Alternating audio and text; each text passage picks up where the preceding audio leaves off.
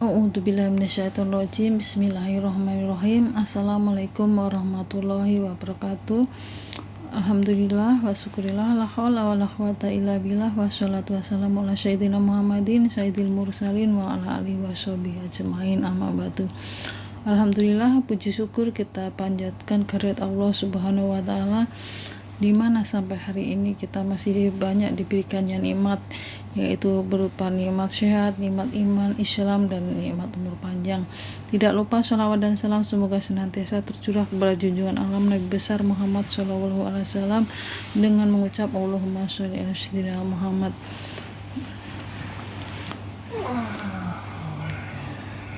Baik, yang saya hormati Bapak dosen pengampu mata kuliah strategi pembelajaran fikih, Bapak Dr. Haji Hambiah SAG MAG. Semoga beliau selalu diberi kesehatan dan barokah ilmu. Baik, dalam kesempatan kali ini izinkan saya mempresentasikan tugas kuliah saya, yaitu strategi pembelajaran fikih muamalah dengan strategi mind mapping. Tapi sebelumnya perkenalkan, nama saya Ira Wakira, mahasiswi Syta Ibnu Sina Batam semester 6, jurusan Pendidikan Agama Islam.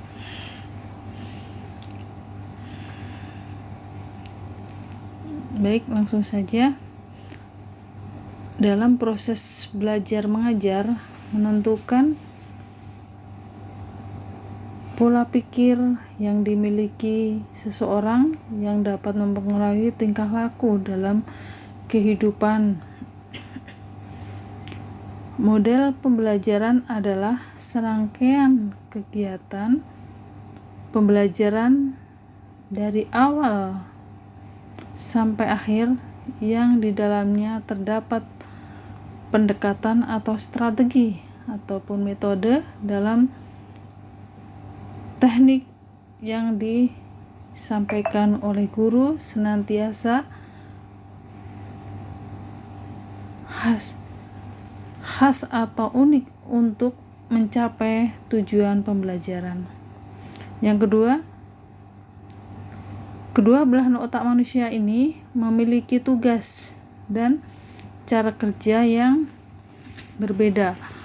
Otak kiri bekerja untuk hal-hal yang terkait dengan kata, angka,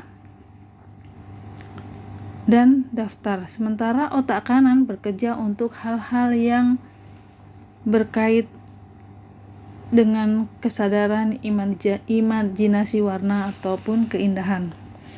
Begitu juga siswa dalam belajar. Jika siswa bisa mengaktifkan dua sisi otaknya secara efektif, maka penulis yakin mereka akan dengan mudah menerima pelajaran yang diberikan guru kepada siswa. Di strategi pembelajaran yang terdapat mengoptimalkan kedua belah sisi otak manusia tersebut adalah metode mind mapping. Jadi mind mapping di sini yaitu peta pikiran. Pendidikan merupakan usaha sadar untuk mengembangkan potensi menuju kedewasaan, baik kedewasaan intelektual, sosial, maupun kedewasaan moral. Oleh karena itu, proses pendidikan bukan hanya mengembangkan intelektual saja, tetapi mencakup seluruh potensi yang dimiliki anak didik. Dan strategi yang dapat diterapkan atau digunakan oleh seorang guru dalam meningkatkan hasil belajar peserta didik adalah strategi pembelajaran mind mapping. Jadi mind mapping di sini peta pikiran sebagai strategi pembelajaran memberikan daya ingat yang berarti bagi peserta didik dalam memaksimalkan kreativitas berpikirnya. Karena dalam penerapan peta pikiran dapat meningkatkan keterampilan dasar yang dapat merangsang otak peserta didik dalam belajar dan menata informasi. Nah, di sini mind mapping atau peta pikiran sebagai strategi pembelajaran memberikan daya ingat yang berarti bagi peserta dalam memaksimalkan kreativitas berpikirnya. Nah, jadi keunggulan mind mapping adalah sebagai berikut. 1. Meningkatkan kinerja manajemen pengetahuan. 2. Memaksimalkan sistem kerja otak. Yang ketiga yaitu saling berhubungan satu sama lain sehingga semakin banyak ide dan informasi yang disajikan memacu kreativitas sederhana dan mudah dikerjakan sewaktu-waktu dalam mencercal data yang ada dengan mudah dan menarik tertangkap mata.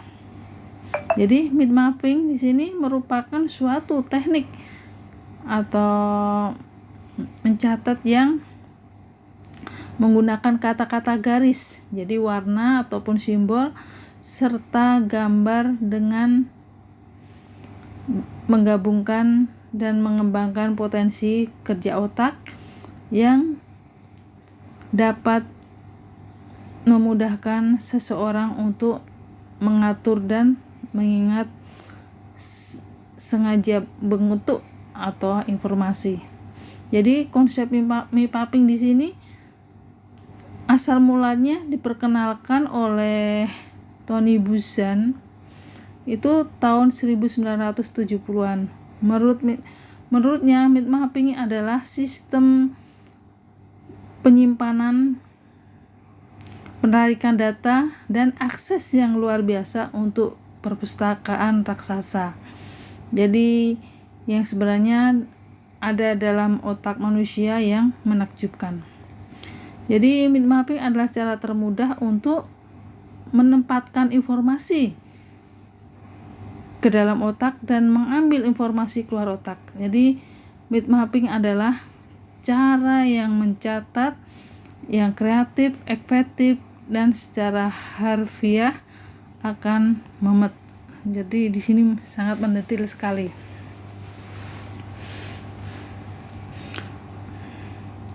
Jadi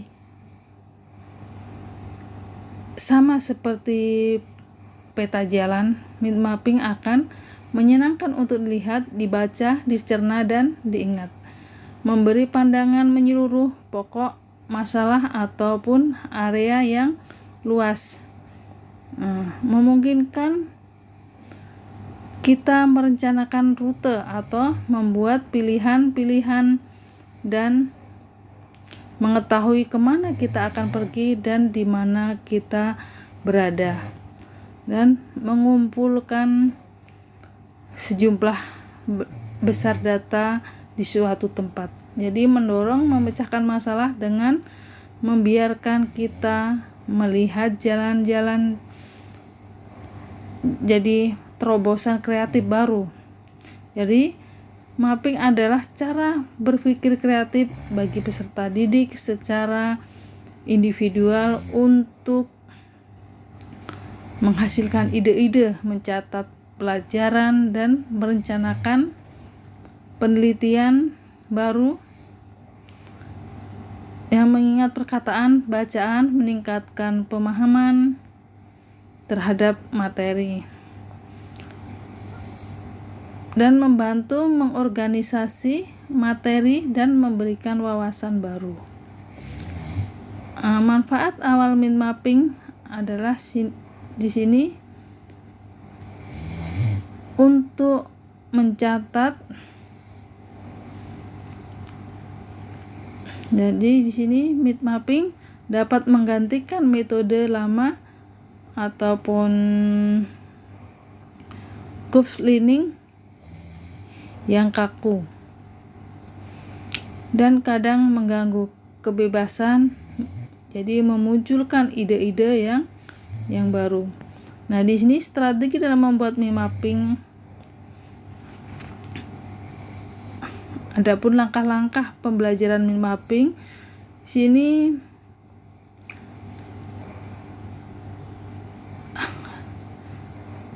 sebagai berikut. Jadi pertama itu siapkan kertas kosong mulai dari bagian tengah. Yang kedua, pada bagian tengah tulis topik utama, bisa juga menggunakan gambar atau foto.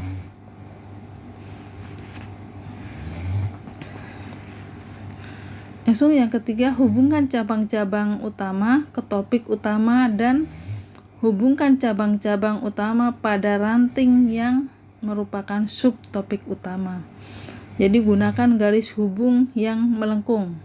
Gunakan warna, gunakan kata kunci pada setiap garis hubung. Jadi gunakan gambar. Jadi strategi mind mapping di sini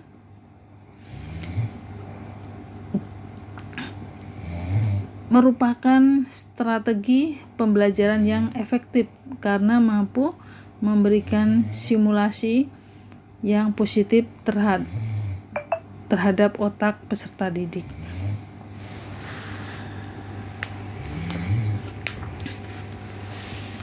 Nah, di sini strategi mind mapping menggunakan konsep fikih muamalah terdiri atas dua kata ya, yakni fikih yang menurut etimologi artinya faham, sedangkan secara terminologi fikih awal mulanya berarti pengetahuan keagamaan yang mencakup seluruh ajaran agama, baik berupa akidah, akhlak maupun ibadah, sama dengan arti syariah Islamiyah. Jadi pengertian fikih muamalah dalam artian luas adalah aturan-aturan atau hukum Allah Subhanahu wa taala yang ditunjukkan untuk mengatur kehidupan umat manusia dalam urusan keduniaan ataupun urusan yang berkaitan dengan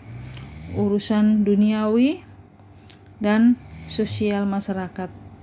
Jadi di sini pengertian fikih muamalah dalam artian sempit yaitu menekankan keharusan untuk mentaati aturan-aturan Allah yang telah diterapkan untuk mengatur hubungan antara manusia dengan cara memperoleh dan mengatur, mengelola dan mengembangkan harta benda. Nah, di sini pada prinsip dasar fikih muamalah terdiri dari atas beberapa prinsip tauhid yang mengajarkan kepada manusia agar dalam hubungan kemanusiaan sama demikian proses kegiatan muamalah yang senantiasa dilandaskan pada sistem tauhid dalam wujud keadilan sosial